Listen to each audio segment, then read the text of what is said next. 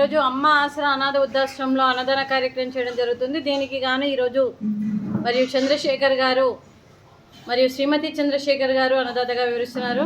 చంద్రశేఖర్ గారు మీరు మీ కుటుంబ సభ్యులు నిండు నూరేళ్లు ఆయుర ఆరోగ్యాలతో ఉండాలని కోరుకుంటూ అన్నదాత సుఖీ భవ.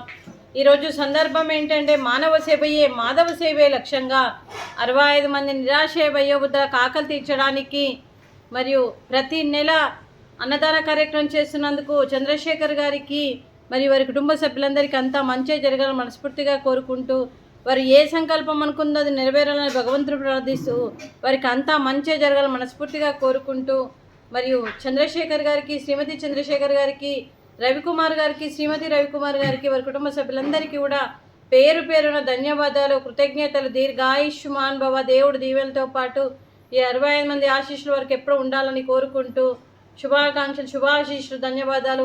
దీర్ఘాయుష్మాన్ భవ. దేవుడు దీవెనలతో పాటు ఈ 65 మంది ఆశీస్సులు వారికి ఎప్పుడూ ఉండాలని కోరుకుంటూ మరియు అలాగే ఈ ఆశ్రమానికి పెద్ద దిక్కుగా వివరిస్తున్న మా తండ్రి లాంటి పెంటయ్య గారికి, పుష్పలీలమ్మ గారికి పాదాభివందనం చేస్తూ మా ఆర్గనైజేషన్ కోసం 365 రోజులు నిత్యాన్నదాన కార్యక్రమం చేపట్టి కడుపు నిండా అన్నం పెడుతున్న భగవంతుడి స్వరూపమైన పెంటయ్య గారికి వారి కుటుంబ సభ్యులు ఎప్పుడు నిండు నూరేండ్లు ఆయురారోగ్యాలతో ఉండాలని కోరుకుంటూ వారికి వారి కుటుంబ సభ్యులందరికీ మరియు అంతా మంచి జరగాలని మనస్ఫూర్తిగా కోరుకుంటూ నమస్కారం అండి.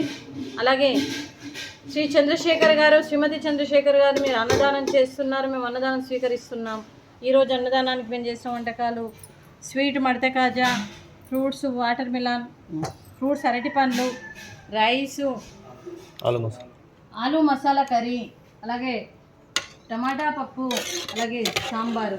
అన్నదాత సుఖీ భవ. అన్నదాత అన్నదాత సుఖీ భవ, సుఖీ భవ, సుఖీ భవ, సుఖీ భవ.